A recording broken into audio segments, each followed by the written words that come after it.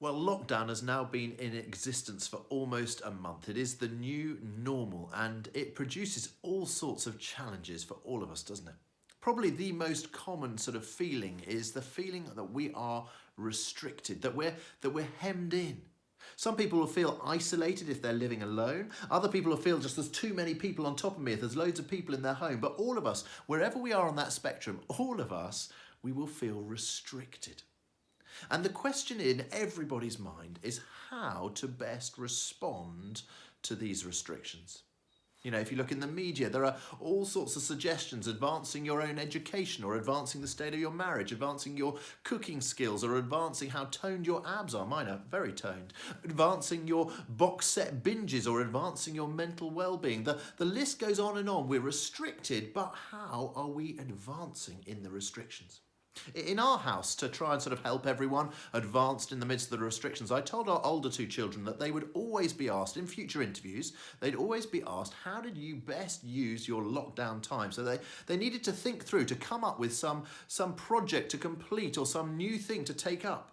I was hoping that they might, read the complete works of Shakespeare or that they might start learning a new foreign language. But then one of them announced to me that they would use the lockdown profitably by creating a swimming pool in our back garden. Now, we're very blessed with a large-ish garden for London, but I didn't think that all the searches on the internet for giant tarpaulins and swimming pool filters, that it would come to anything until I walked out into our garden a couple of days ago to find it looking like a meteorite had landed. There was shrubbery that was strewn all across the garden, and in its place there was, if you like, there was some sort of lunar crater, maybe 3 meters by 2 meters in diameter, that had suddenly appeared. Rather inappropriately for this moment in time, it looks to our neighbours like we're digging a giant grave in our back garden. Restricted, but advancing. That is the focus for all of us at the moment. It is also the focus of our sermon series over the next couple of months at HTC as we work our way through Paul's letter to the Philippians. You see, Paul, as he's writing this letter to the Philippians, Paul is restricted far more than any of us are restricted. I wonder if you noticed as the reading was read how in verse 7, verse 13 and verse 17, Paul uses the phrase in chains to describe himself. Paul is in prison. No sort of nipping off to Waitrose for a bit of essential food shopping or heading off to the common for a half-hour jog for Paul. No, he is restricted. And it's not just his freedom of movement. No, his reputation too, that's been taken away, tarnished by these rival preachers that he mentions. And his life's on the line too, threatened by the arbitrary justice of a bloodthirsty dictator called Nero. Paul is seriously restricted. Freedom, reputation, life, all restricted. And like all big restrictions and challenges, whether it comes in the form of the coronavirus lockdown or redundancy or ill health or less money or marriage breakup or bereavement or breakdown, a big restriction, as we've all discovered, a big restriction, it halts our progress. It cancels our plans and it undermines our purpose in life. And we're not to minimise the challenges that some of us are facing right now. We can be honest and real about how tough a situation it is. Some of the stories of those on the front line, NHS workers, including stories from heroes in our own church family, they are tough experiences. And Paul too, he is real about the struggle he faces. But what Paul does do as he looks at the situation he's in, perhaps with a different perspective than we might. Most prisoners are preoccupied with how they can escape from prison, how they can get out as fast as possible.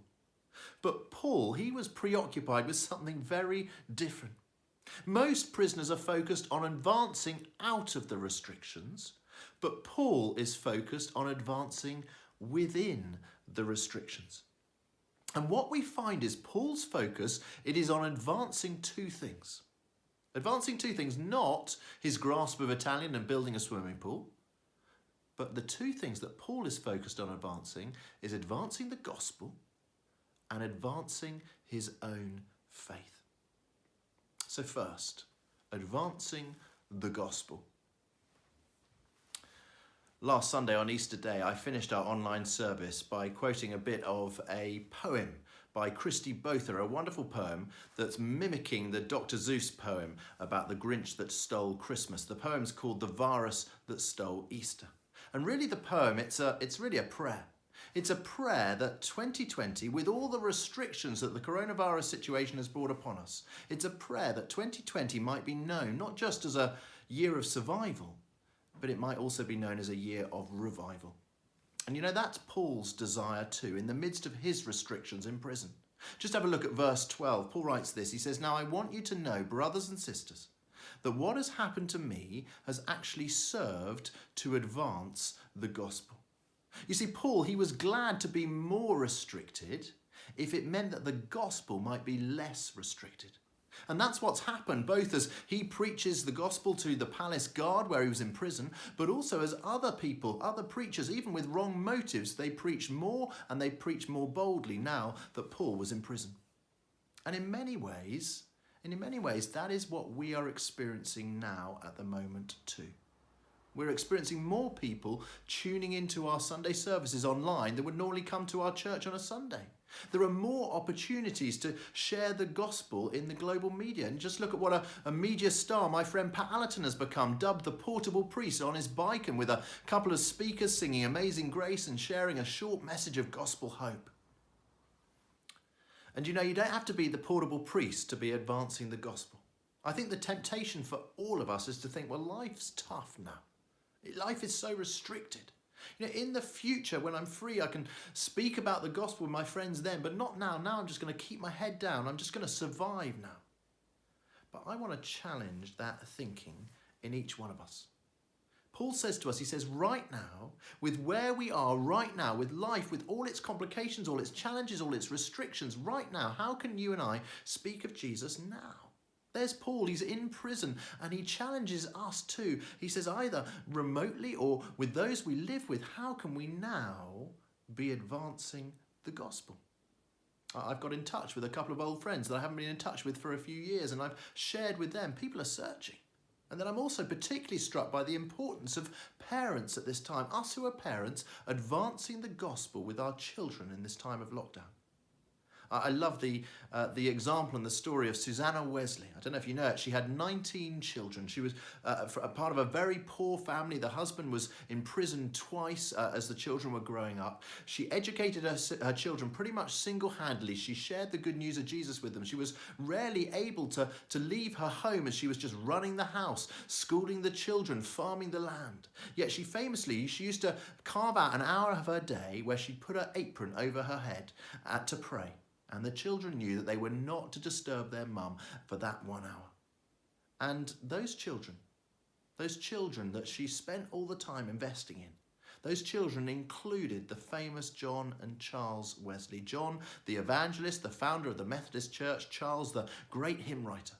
And one biographer of Susanna Wesley wrote this: "Within the walls of her home, she carried out a ministry to her children that was to change first England and then the world."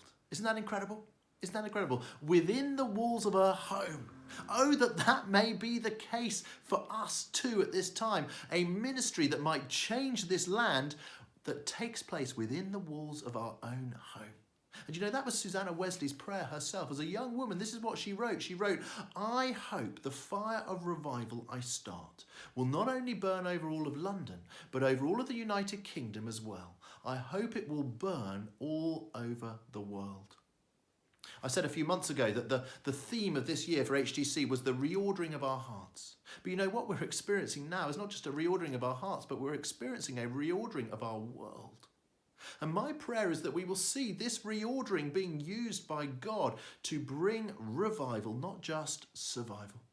And may that come to pass, may it come to pass partly through each one of us, you and me, us advancing the gospel to those in our online networks and to those in our homes. Let's invite our friends, our family to watch church with us next Sunday on Try Church Sunday, to sign up for Alpha Online with us starting in 9 days' time. May Susanna Wesley's fire of revival, may it burn all over Clapham, all over South London, even through the 100 or 200 children that are being raised in the Holy Trinity Clapham Church family at the moment. May that take place, I pray. So we are restricted, and yet advancing the gospel. But secondly, we are restricted, but advancing in our faith. You know, that word advancing, it actually comes 2 times in our passage. The second time is in verse 25, where Paul literally writes this. He says, convinced of this, I know that I will remain, and I will continue with all of you for your advancing and joy in the faith. And all that Paul has written in the previous few verses is basically leading up to this point that he is confident that he will not be killed in prison. He's confident that he'll eventually be released because he's convinced that it is better for him to remain in the body, to remain alive so he can help people advance in their faith. And you know, the phrase in the previous few verses that I particularly love, it's the phrase in the second half of verse 20. Just take a look at it. Paul writes this, he says, so that now, as always, Christ will be exalted in my body. Literally, it's so that now, as always, Christ will be magnified in my body. Christ magnified in me.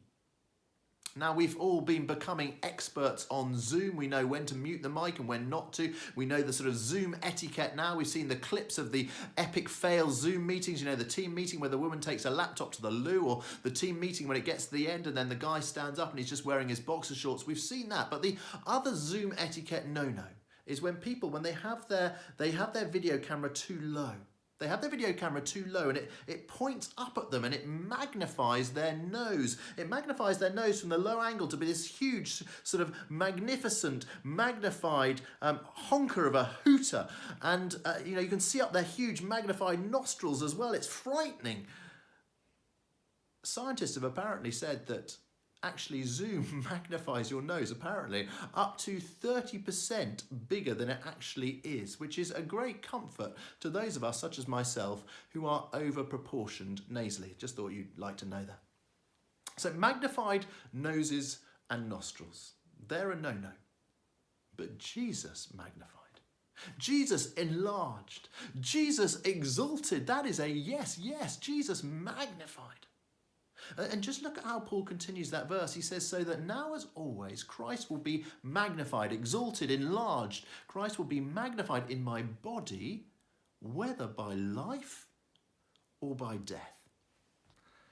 Paul is in chains. Paul is in danger of losing his life. And what is his desire? His desire is that Jesus be magnified in him through life or death. And before you look at the next verse, it's a famous verse, but before you look at it, what do you think Paul writes? Does Paul continue by saying, for to me to live is gain and to die is Christ? Or does he say, for to me to live is Christ and to die is gain? Which do you think it is? We might expect it to be the top one, to live is gain. You know, the suffering doesn't come, we've gained, we haven't suffered. And then to die is Christ. If we die, we go to be with Christ. But Paul actually says, no, it's the other way around. It's the bottom one. Verse 21 says, for to me to live is Christ and to die is gain. Death, says Paul, is gain.